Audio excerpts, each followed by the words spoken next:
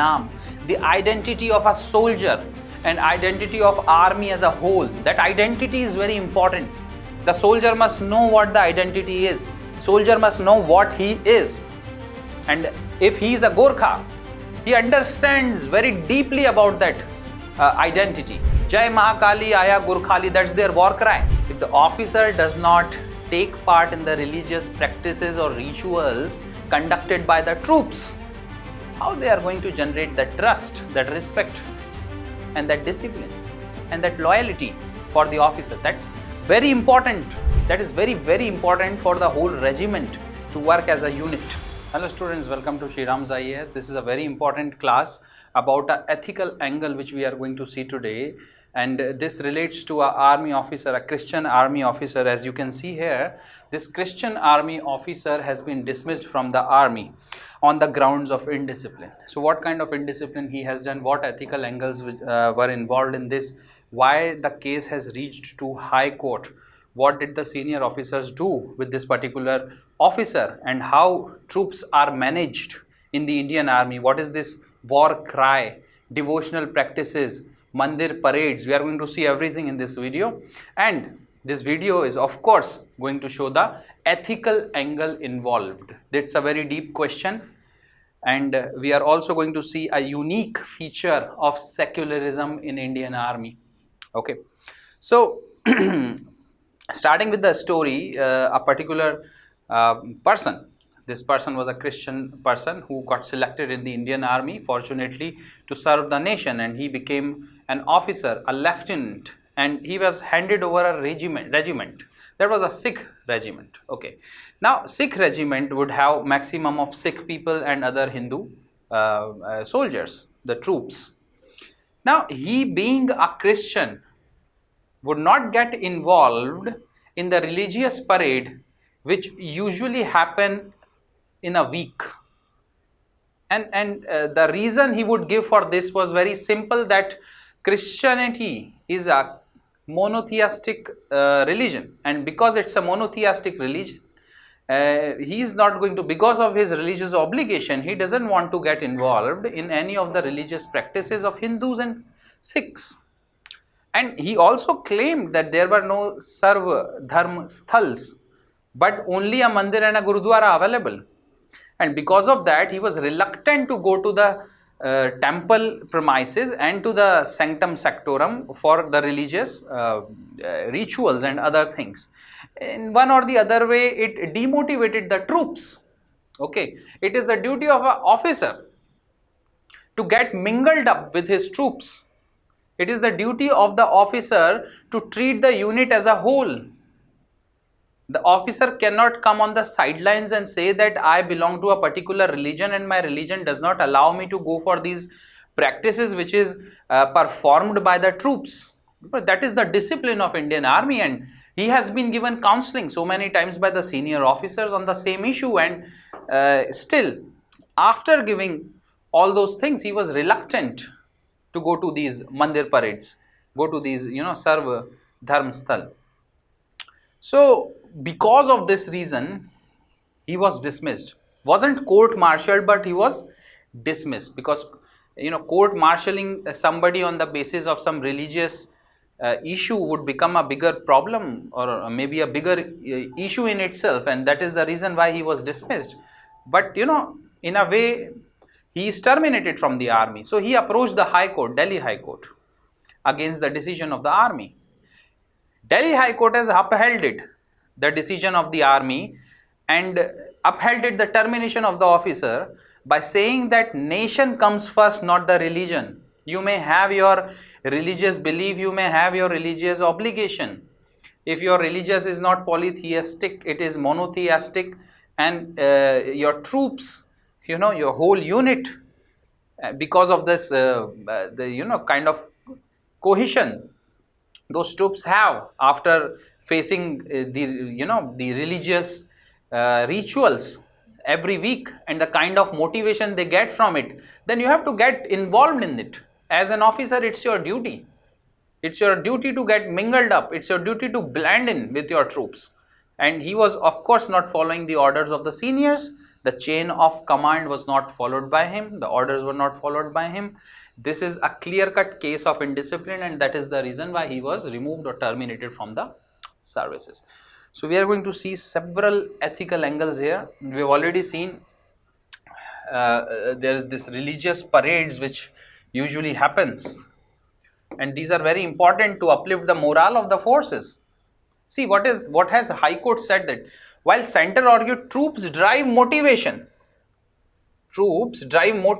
and generate war cry.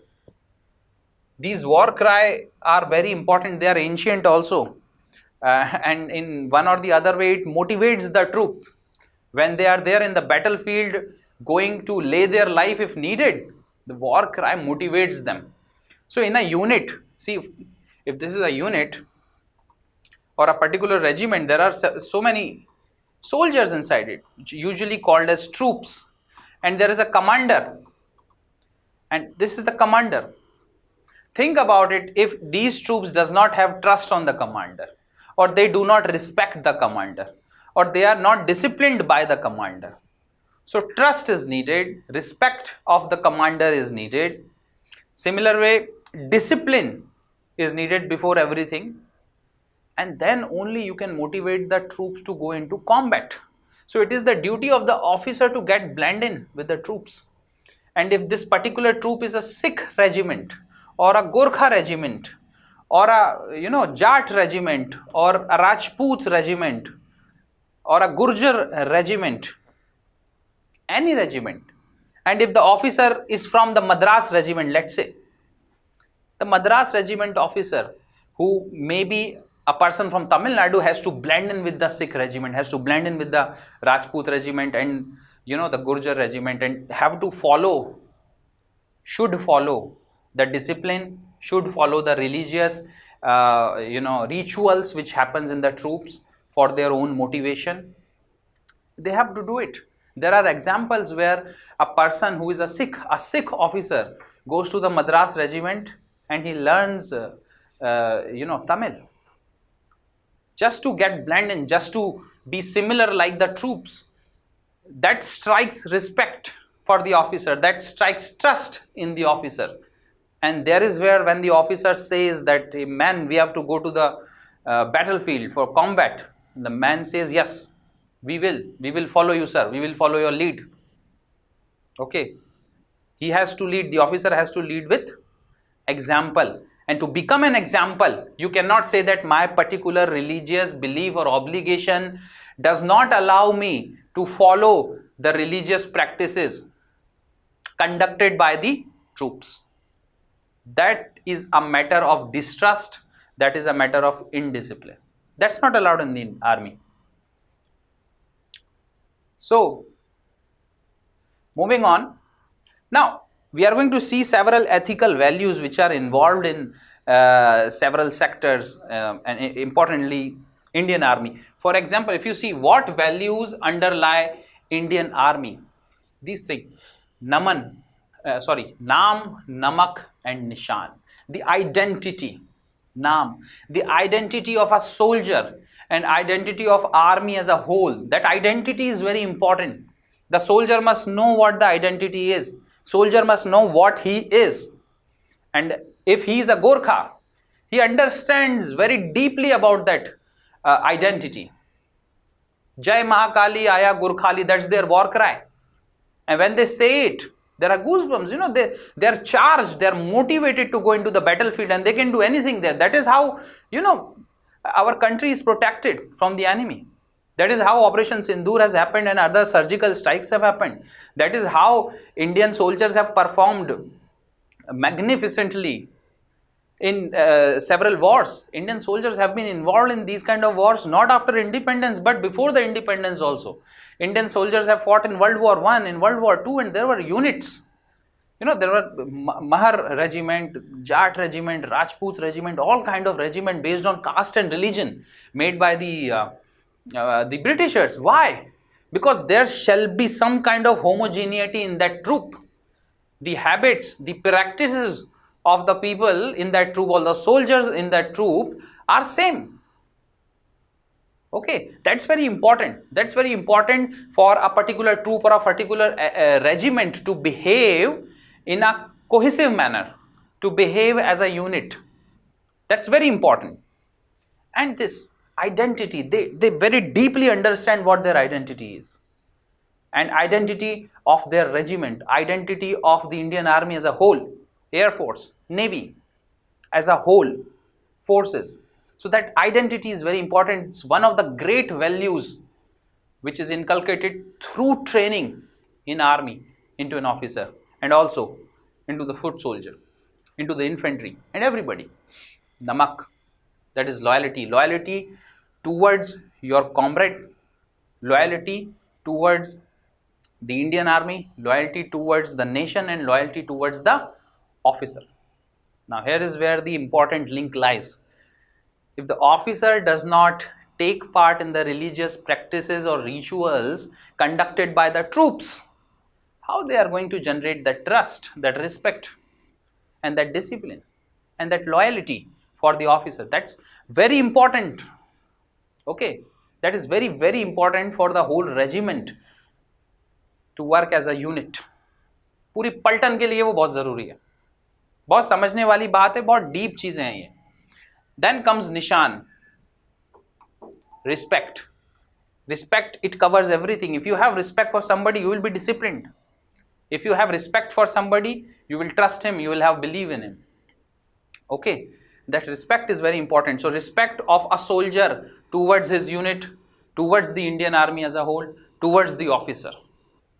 And these things cannot happen when the officer comes up and says that I am not going to enter the sanctum sanctorum of a particular mandir or gurudwara just because I have a different religion and the troops follow these, so okay, I'll be on the sidelines and I am not going to enter in and let them do whatever they want. Now that is against the ethos of the Indian Army, and that was not allowed by the chain of command, that was not allowed by the senior officers, that was not allowed by the High Court as well. The other value is discipline, valor, comradeship. This camaraderie which is there, comradeship, this is very important for the whole unit to behave in a particular way that strikes motivation, that strikes unity. It's a very important thing that I can lay your life for you. I put you before myself. That is how they protect their own, comrades. It's a very, very important value which is inculcated in the army. Okay, they keep nation before self. They keep nation before religion. They keep nation before their own life. And this camaraderie, it's a very important thing. And secularism, it is the basic value of Indian Army. Does not matter from which religion a particular army officer belong to. They go and celebrate the festivals of all the other, troops, of all the other officers, of all the religions, I would say. That simply means that if in a unit, if there is a Sarv Dharm Sthal, which contains a church also, a Gurudwara also, a Mandir also, a Masjid also, and let's say the unit officer is a Sikh, and if it's Eid, the unit officer is going to go and celebrate the Eid with the troops. Why not? That shows the secular value. It does not matter from which caste you belong to. It does not matter from which religion you belong to. See, these war cries may look like religious in nature, but they are not. They are purely there to strike motivation into the soldier, to go and do his duty, to go to the combat and fight, purely for motivation. Okay? And that is where the value of secularism comes in. It does not matter whether the person is Hindu or a Muslim. If it's a Muslim, he is going to give his life for his Hindu comrade, and vice versa. Now, why are these necessary? These Naam, Namak, Nishan, discipline, valor, camaraderie, secularism, why are these values needed? For unit cohesion. for the unit to behave, for the unit to function like a one single, entity. That is the reason why these values are needed. That is the reason why war cries are there. If one war cry motivates all the soldiers in a regiment, think about the power of that war cry. Now, to say that that particular war cry is religious in nature is not a good thing, because it's a very secular element, and the pure purpose of that war cry is to strike motivation in the troops. How can it be religious? Even if a person belonging to Sikh religion, and if let's say the person is there in a particular regiment which says Jai Mata Di as their war cry, for example, he is going to say it because that strikes some kind of motivation in him. That has been the culture of that particular regiment from a long time. In Indian army, it's a big unit in itself. It has so many regiments inside it, and the whole structure is magnificent. And upon that, the diversity of India, we do not have one religion, we do not have one culture, we do not have one caste. So how to put everybody together? That's the thing. And these things have been going on from a long time. They have history.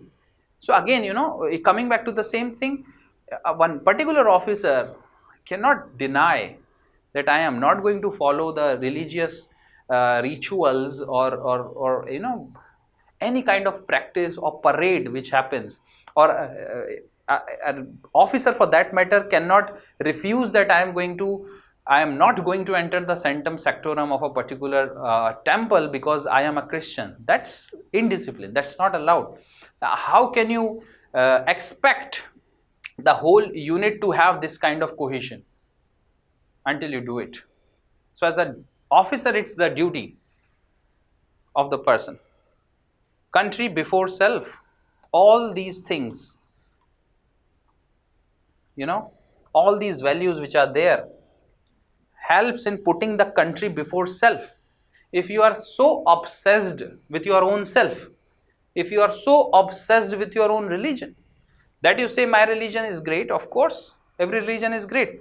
But if you are going to put your religion above nation, if you are going to put your religion above the camaraderie which is needed, above the unit cohesion, then there is a problem. The nation comes first. That's the basic thing. The nation has to come first. The country has to come first. Before you have to lay your life for the country, you have to do it. And you have to relieve your mind from any kind of preconceived notion which is coming between you and your nation, which is not helping you to put yourself not helping you to put your country before your own beliefs. Then you have to let it go. Something has to be done about it. Okay? And lay life if needed. Who is going to give the life if they do not think highly of their work, highly of their unit, highly of their officer, and highly of their country? So the country comes first. Everything is linked here. You are not going to lay your life for the country if you do not know what is your identity, if you are not loyal to it, and if there is no respect in your heart for it. It's not going to happen. So these values are directly connected to how the army functions as a unit. I hope you are getting it. Now, what is the duty of an officer? I'm not talking about soldiers, I'm talking about officer. What is the duty of an officer?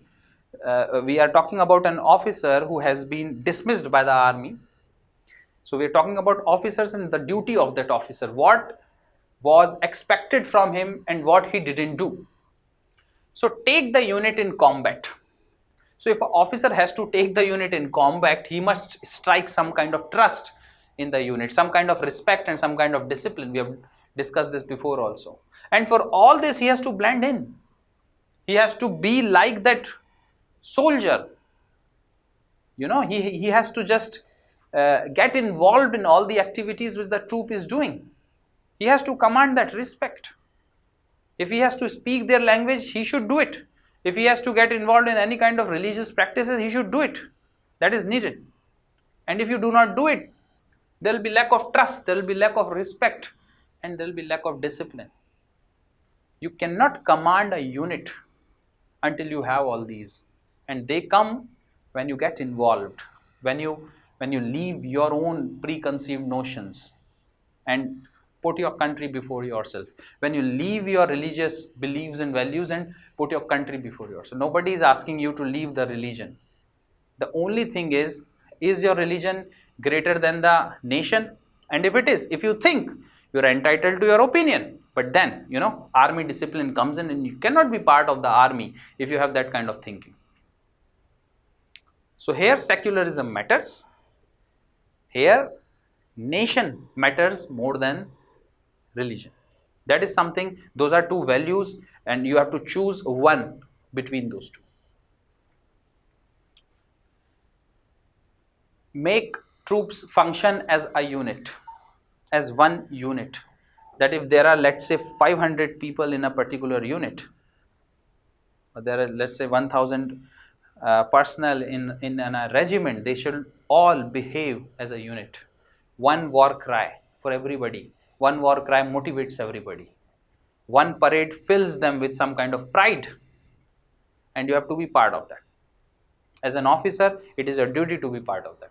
Then only you can make the troops function as a unit, or else that's not going to happen. And if it's not going to happen, again, there'll be no trust, no respect, and no discipline. It will be very difficult. That respect or discipline which the troops may show to you would be not from their heart or from their inner core.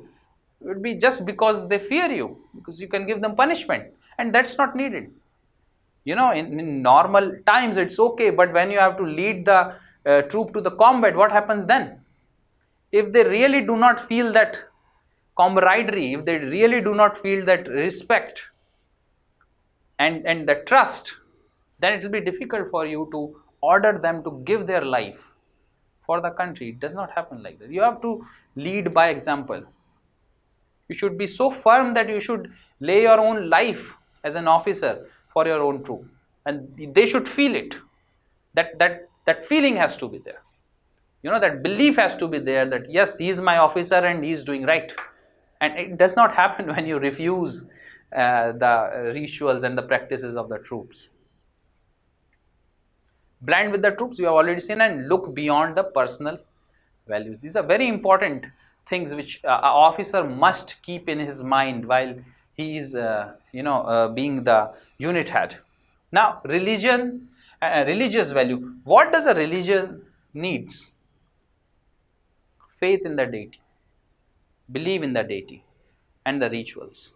Now the only thing is, these things, that your faith in the deity, your belief in the deity, and the rituals which you do, that helps you to motivate yourself, that helps you to connect you with some higher power, with some higher being, and that motivates you to go into the combat.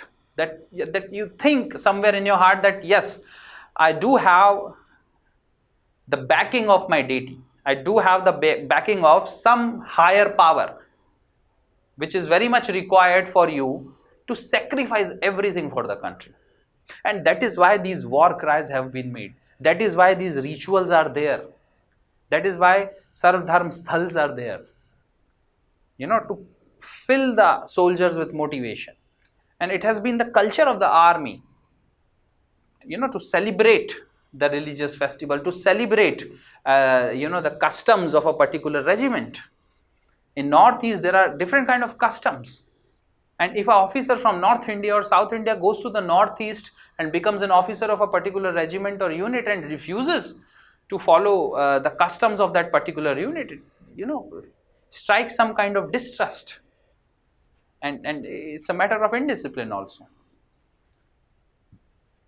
Moving forward, nation before religion. That is the motto of the army, that you have to put nation before self, which the particular person in question, the lieutenant in question, did not do.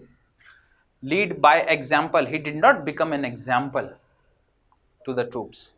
He has kept his religious beliefs and obligations before the country, above the country, above the nation, above the camaraderie, and above the command of the officers, of his senior officers. Personal versus professional space. You can follow your religion in your personal space. You can very well be a Christian, a Hindu, a Sikh, a Muslim in your home. Nobody is asking you to celebrate Deepavali if you are a Muslim. Nobody is asking you to celebrate Eid if you are a Hindu. But when you are in a professional space, that is where the game changes. That is where you have to keep other things at priority than your own religious obligations. And for a country like India, which is so diverse, and secularism is the basis of the constitution and one of the basic constitutional value in India. The basis of the country, secularism, it's the fundamental feature, the basic feature of our constitution. When you are an army officer in a country like India, you should be very much clear, crystal clear about the personal space and the professional space, and how you are going to behave in your personal space and how you are going to behave in your professional space. Why? Because you command a unit. There are soldiers, there are troops who are looking towards you, up at you, and you should be an example to them. And for that, if you have to forego your religious obligation, you should do it, or else leave the army and do something else. It's a simple thing. Discipline has to be followed. There's no alternative of it. Now, there's a bigger question here which we should see. What if personal religious belief get mixed with professional life in other sectors? What if the same thing happens in other sectors? We were talking about army. What if the same thing happens in police or judiciary, or for that matter in administration? Think about it. If you become an IAS officer, instead of looking at the situation from a secular point of view, you started to view the particular situation from the point of view of your own personal beliefs or obligation, it will become a problem. Okay. Similarly, for a judge in a judiciary, it becomes very important to sit in a position and be very crystal clear about one fact, that secularism is the fundamental value. A judge cannot favor one religion over the other. Similarly, a police officer, similarly a IAS officer or an IRS officer, or for that matter anybody. So when you are in your personal space, that's another thing. But when you are in the professional space, there is where you have to pay attention to what values have been given to you in the training, and you have to follow those values. It is very important, because there are people who are looking up to you. There are people for whom you are responsible. Okay, and it's needed. It's very much needed for an officer, for a person who is holding up a rank, to behave in a more secular way, giving more value to the troops, more value to the service, more value to the nation than your own religious obligations. And it is true not only with army, not only for army, but for police, for judiciary, for administration, for all kind of services which are there in this country. So thank you very much for joining me in this lecture. I hope you have understood whatever I wanted to convey. We will meet in the next lecture. Thank you very much, and Jai Hind.